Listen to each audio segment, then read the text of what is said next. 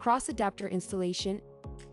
Hook one side of the cross adapter on the tilt rail and pull the cross adapter towards yourself until the cross adapter is fully engaged.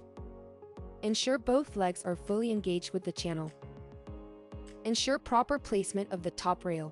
Then slide the cross adapter into the channel to secure the rail. Slide the other cross adapter and ensure engagement with the lip of the top rail.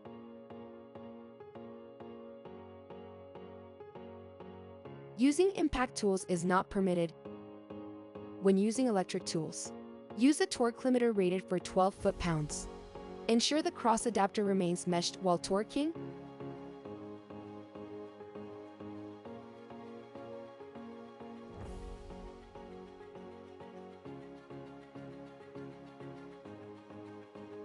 It is good practice to double-check with a calibrated torque wrench.